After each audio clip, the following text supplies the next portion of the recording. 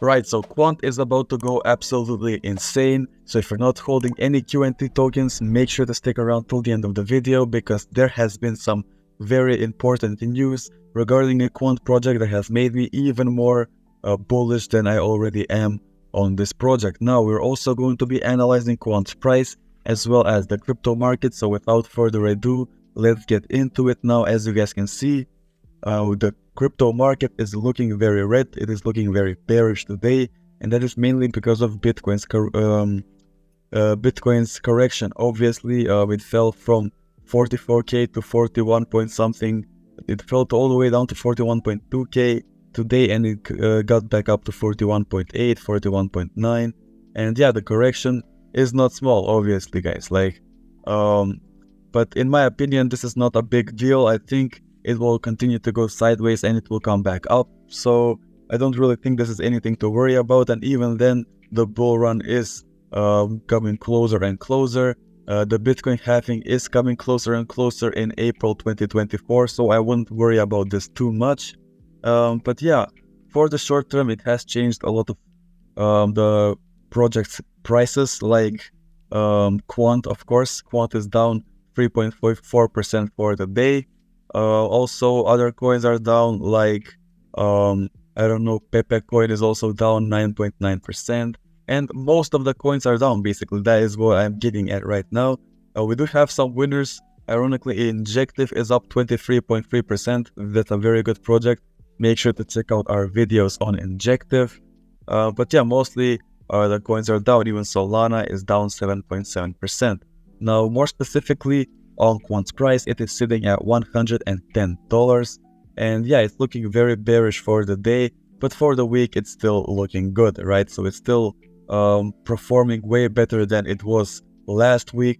And yeah, even then, I think what I said in the previous video still stands. I think the standard is going to be $110, and I do think it's going to be fluctuating between that for the short term. Now, obviously, this is a long-term project, and we do have obviously some news that we're going to cover later in the video, so make sure to stick around for that. But yeah, honestly, I think Quant will continue to go sideways for the short term. Then with the launch of CBDCs, or not launch, but the bigger implementation of CBDCs, and obviously once the hype starts going around CBDCs, all around DLTs, like it has been accumulating for, I think Quant will go absolutely berserk. Now, it still is performing very well for the short term. Obviously, it has fallen a little bit, but that is the entire crypto market. There isn't really that many coins that are performing well, and that is quite mainly because of BTC's sudden correction and sudden drop-off, right? So we can't really expect Quant to be bullish all the time, even when Bitcoin has been looking so bearish, right? And yeah, before I continue, guys, I know you might have noticed that I'm not using TradingView right now. I'm actually using Fairdesk, and the reason why I'm using Fairdesk is because I have been trading on Fairdesk for quite a while now. It is very easy to use, and it is also very practical. Reason being is I don't really need to use real funds to make money. Yes, you heard that right. I can only use the funds that they provide me, and it's great for beginner traders as well. I would recommend that. You can actually get up to $100,000 in sign-up bonuses, and also by using the link in the description, you can earn a 15% trading fee discount. Now, guys, there is minimal risk in trading with Fairdesk, so make sure to start. It's a great way of learning how to trade and making easy money along the way. And yeah, I would strongly recommend trading with Fairdesk. And with that being said, let's get back into the video and what we were talking about. Now, like I said, Quant's price $110. Nothing to worry about, in my opinion. A direct correlation to what Bitcoin has been experiencing lately. I think it will get back on its feet, and so will Quant for the short term. But for the long term, obviously, that is where Quant's money is sitting at, right? Quant is a long-term project. Quant solves the interoperability issue, and Quant is a part of such big projects like Project Rosalind, for example. Also, like the projects with the BIS, the project with the Bank of England. Quant through its overledger is solving problems for such big institutions, right? That You cannot really understate that. That is a big thing, and I don't really see any other token doing what Quant is doing. No, we have a video here from constructiontrader.e where Dr. Thomas Harjano discusses the importance of DLT gateways. Quant's overledger is the gateway, right? So we've covered what the Quant overledger does in previous videos, so make sure to check those out if you're not aware. And yeah, let's see what Dr. Thomas has to say about DLTs. Was when Ethereum came along with the smart contracts, right? So, okay, this is a very interesting construction. So I've been looking at that. So back to your question about gateways, the internet design of the 80s and 90s also faced the same dilemmas, that we had local area networks, LANs, that employed specific, not just specific cabling technology, but specific data packet structure technology. And so how do you interconnect these networks? And so there's a thing called border gateway. Yeah, there's the interoperability issue that he's talking about. Even then there was the issue, and you can make the parallel to their issues and the issues currently right now, and how the internet was being solved and how decentralization, interoperability is being solved now. Ways that are used in the internet today. So the same architecture, is kind of, we're revisiting the same architecture for the purposes of blockchain and the blockchain network interoperability and crypto. And so moving out of the, I guess, where we've been in sort of the hype cycle stage, which has generated a lot of attention onto crypto. But as we start to move out of it, how do you anticipate these layer one public blockchains evolving from here? Yeah, very good question. Obviously, we've covered a lot of layer one technologies.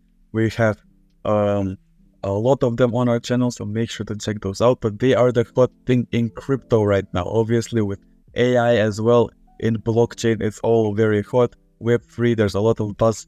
These are buzzwords, but they also hold weight. And I'm very curious to see what the doctor has to say regarding these issues.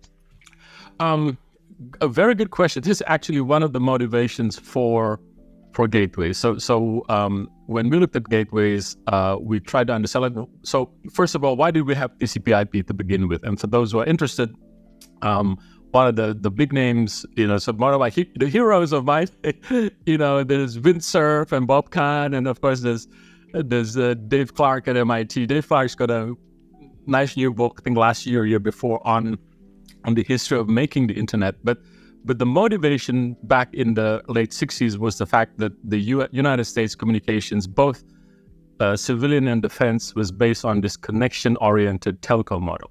So the theory was that, in those days, the Cold War, remember, the enemy could just bomb, a couple of major phone exchanges, and we won't have any communications, right, end to end. So this... Yeah, this gives you perspective on how different the problems are now, but how they still have similarities. Even then, even 60 years ago, right, in the 60s, they had problems with communicating, and now we are here discussing DLTs, discussing blockchains, discussing APIs, all of this stuff. And yeah, it really shows you how fast humanity moves, and what's in store for the future is also very interesting. And yeah, I wouldn't miss it. I definitely think it would happen sooner than later, everything that we're discussing, right? Some people think it's too early. I think it's the right time right now to discuss it. Maybe it's too early to implement it, but I definitely think it's the right time to educate yourself and discuss on these topics, right? On AI, blockchains, on Web3, all of this. I think it is the perfect time to get into it.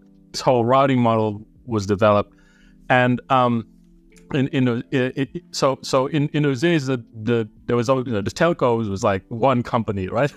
AT&T told us what the packet, and AT&T told us everything, right? Fine, that worked for a time.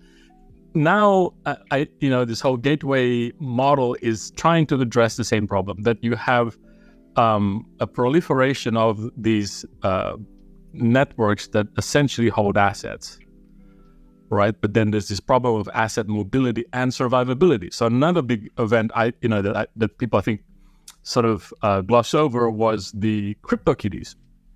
So CryptoKitties placed the Ethereum network almost at a standstill. It sort of halted, and this brought the question of survivability, because back in the 60s, the reason why DARPA and the Army and so on placed so much investment in the internet was certain communication survivability. So today, do we have equivalent survivability? If tomorrow there was a day zero virus that crippled, 90% of all the mining nodes or forging nodes, staking nodes of a network, my asset is stuck there. Yeah, very interesting point as well. He also mentioned the crypto kitties, which is very informative as well. And yeah, it also goes to show how much different the problems are. I know I keep repeating this, but it's very important, and how ahead of the curve you are if you know all of this stuff, right? And this is how ahead of the curve Quant are as well, with their the Overledger platform, with how ahead of the curve no one doesn't like the Overledger, and that is why they can seamlessly integrate themselves with DLTs, with and also with such big projects like Project Rosalind, projects with the Bank of England, all of that stuff. They can integrate themselves seamlessly, and no one else really can do the function that they are doing. They are solving $1 trillion problem, guys. I can't move it out, right? So how do we solve this problem? Because for investors don't want to know about this. Investors, they say, if I want to sell now, I expect that to be sold in the next 5 seconds. I don't want this business about, well, gee whiz, we got blockchain overload and the transactions are very slow today. It's like it's not that's not acceptable for the today's sophisticated traders in Wall Street. Yeah, so that was the video, guys. Very insightful stuff, very interesting stuff from Dr. Thomas. Now we have another tweet from San O, a regular on this channel. Wave 3 is coming in. It will make crypto DeFi, like we know, look like a kindergarten. Quadrillions and Quant has been developed for exactly this wave. That is what I'm talking about when I say Quant is ahead of the curve, right?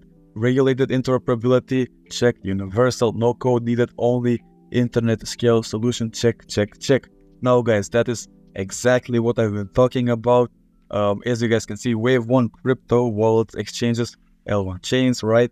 Wave 2 DeFi, this is wave 2 stablecoin, bridges, scaling chains. And then we have wave 3, and the most important one, digital assets, CBDCs, and yeah, that's where you transactions, ownership, experiences, right? 1000 use cases, and the wave 2 is tens, and the wave 3 or the wave 1 is 1 use case. This is 1000 use cases, and of course it tackles platforms, gateways, interoperability, identity, and mass scale change. And those are all things that Quant is very aware of. Quant has been developed to tackle as well, and that is why Quant is the project of the future, guys. And that is why this video is titled Why Quant Will Explode, because this is why it will explode.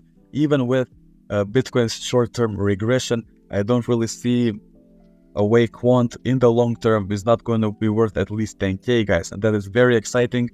Exciting times are ahead, basically, guys. That is why I'm so excited as well. So yeah, let me know your thoughts in the comments below. Where do you see Quant's price heading? Are you as bullish on Quant as I am? And what do you think about the crypto market? Do you think it will get back to green in the short term, or do you think we are in for a bigger correction of Bitcoin? Let me know all your thoughts and more in the comments below. As always, I love talking to you today, and peace.